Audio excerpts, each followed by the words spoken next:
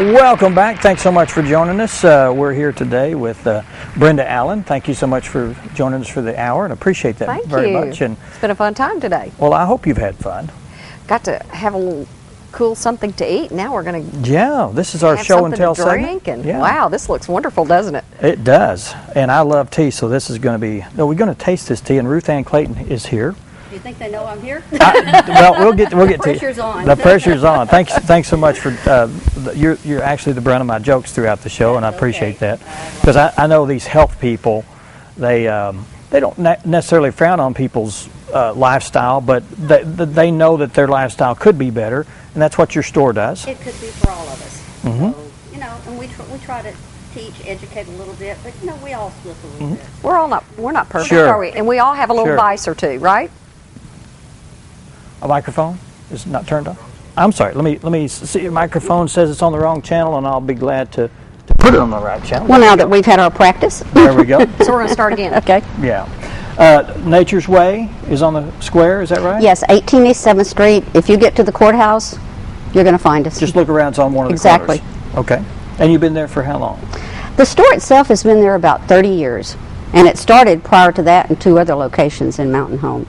But Jack and I have owned the store for almost 11 years now. So there's quite a history there.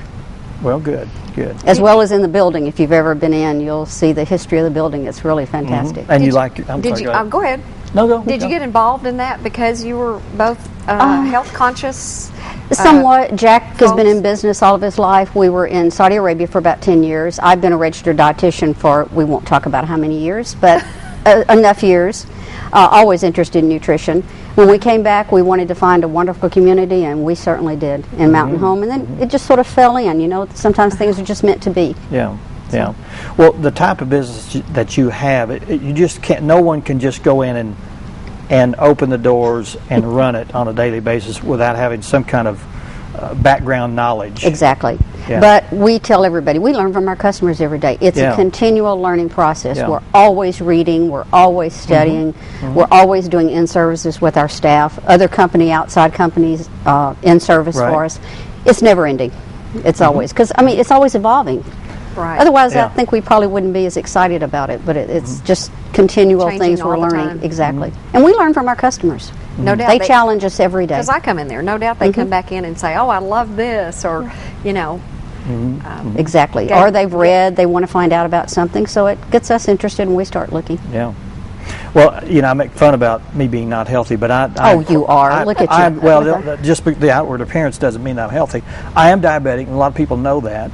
And I think that becoming a diabetic has actually straightened me out as far as some of the things I've been doing wrong, and I've become quite an expert on what you can and what you can't do. I can tell from even the funny things you say and all that you're quite qualified in knowing what you should and should not have. So anybody that is at that point needs to learn a lot to help their lifestyle. Now, if they comply, that's the other thing. That's the other thing. That's the hardest part for a lot of discipline. At least you know the good choices to make. I do know the good choices. Whether you make them or not, you do know the good choices, right? Sometimes I say, it's been 2 or 3 weeks, I'm just going to go ahead and eat an ice cream or something like that. Well, that's what the diabetic diet. When I was first a dietitian, you would eat a little bit of this, 2 breads, 3 ounces of meat. It was just so regimental. Yeah. But now it is lessened up. People are checking their blood sugars. They know their medications, how to monitor them, and they're able to adjust their diet as they go along. Yeah. Well, we keep people like you in business. Well, I literally take a handful of supplements a day, twice a day. Me too. And you probably I take CoQ10. And I take echinacea. I take and I change mine according to how I feel or what's going on. A little hair loss. You think, well, I need to put this nutrient in. Everybody does that. You need to change it according to what your needs are at the time. Well, my goal is when I go to my endocrinologist or something like that, they say, we need to put you on this. And I say, well, I'm taking niacin for that. And they say, well, yeah, your blood work says you're okay in that area. Well, just go ahead, just keep taking the niacin. Well, good for them. So that's... You have an open-minded physician. That's really good. Well, I sought her out. Good. Made sure that she allowed that. But we're going to talk about tea today. And it's tea time. It is tea time. Tea time. And I've got the hankering for some iced tea. It's really would you mind, Brenda? Would you pour a little iced tea for the two of you? What you're trying there is a black tea, and it's a cold brewed, so there's been no heat involved in it whatsoever. How do you brew it's a special tea that's prepared that way, and you brew it for just about 5 minutes. We carry some different flavors. That one has a fruit berry flavor. Oh, okay. And teas are so good for you. That's a black tea. Black teas are very high in what's known as polyphenols and flavonoids. It's what gives it the color. Mm-hmm. Okay. The black teas especially, are related to good cardiovascular health, helping with our blood vessels, even a mild lowering of LDL. And when I mention these things, I'm talking about research that's actually been done. I mean, there's ongoing research all the time, and it continues. There's more. I will preface here, I spoke to a group of ladies the other day about the tea thing, and I said, don't go home and when you see your doctor, tell him that I said tea is going to cure everything. I think of tea as just being part of, like, eating your fruits, your vegetables, your beautiful colors. Tea actually has a color to it. That's the polyphenols. Those are antioxidants. Antioxidants are going after those free radicals, which are natural in our body every day. You go to the gym, you exercise really, really hard, you're releasing free radicals in your body.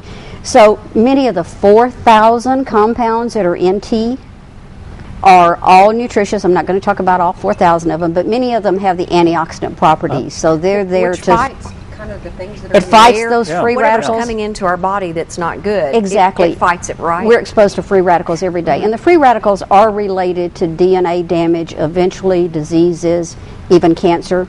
So tea, part of a really nutritious, healthy diet. So a good glass of tea right there will take the place of a half-hour workout. No. But it's a good, refreshing way to do it. But it should be in our pyramid. Exactly. Of things that we should eat. Absolutely. It's a food. Tea is a food. And one of the things I always like to say is that there's only one kind of tea. Did you know that? You know, you'll have herbal teas, you'll have yerba mates, you'll have chai tea. Those all sort of stole the word tea, T-E-A. Tea actually refers to one plant, Camellia sinensis. Sinensis means of China. So the Camellia sinensis, there's 4 types under that, and they're all from the same plant. It just depends on how long they're treated, how long they're oxidized. You have black tea, you have oolong, or sometimes it's known as Formosa. They serve it a lot with Chinese dishes. You have green tea, and then you have white tea. White tea is the rather newer one. I have a sample of it here for you to taste in hot tea. The difference in them is one thing, how long they're oxidized. You drink a nice, I love an English breakfast tea for breakfast. Is one better than the other for you? They all have different properties, like the green tea is really high in something called EGCG, related to cognitive. You know, we all want that good brain working. Which we need as we get older. Generally, as I told the ladies the other day, don't worry about which one it is. Just drink some tea. Because they're just so full of something like L-theanine. Have you ever heard of L-theanine? No. Okay. I don't think so. L-theanine actually even comes in a pill, and it's used to calm people. You know, when you've probably seen this, a cup of tea is so calming and refreshing. It really is. It's the L-theanine in it that's relaxing. You'll find it in some products for stress reduction, actually in that. And L-theanine just relaxes you. It has an amino acid in it that actually crosses the blood-brain barrier. A lot of things don't get across there, but L-theanine does, and it has a calming effect. So when you sit down with a cup of green tea and it seems to calm you, there's actually a chemical reason for that. It's a safe chemical. Exactly. Going on in your body. My husband should be just totally de-stressed every day. He drinks like 2 pitchers of tea at lunchtime. I mean, when we go to a restaurant, he'll say, don't just leave the glass, just leave the pitcher. And most of them will, you know. Oh, exactly, So is that really good to drink that much tea? It's fine, but there's a difference about those teas. Your best teas for all these antioxidants, just to throw out a few things, the flavonoids, the polyphenols, the L-theanines, EGCG, all these wonderful compounds in there are better in fresh brewed tea. Okay. So these were brewed just before I came here, both of them. So cold brew and the hot brew. As it sits? Yes.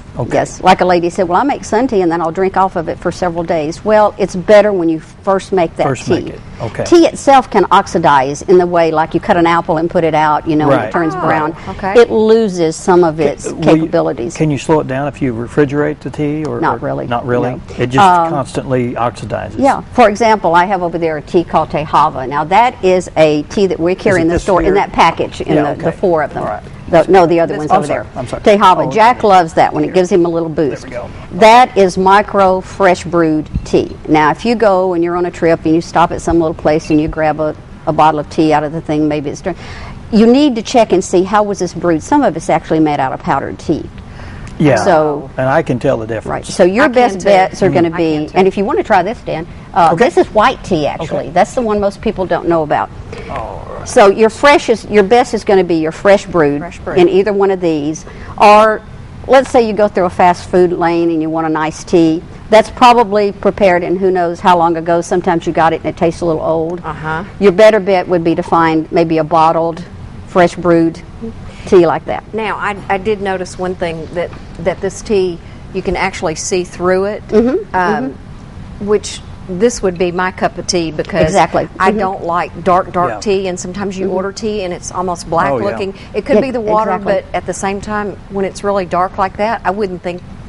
I mean, I don't like the taste of it. I know, and who knows about the water and what it is. Right.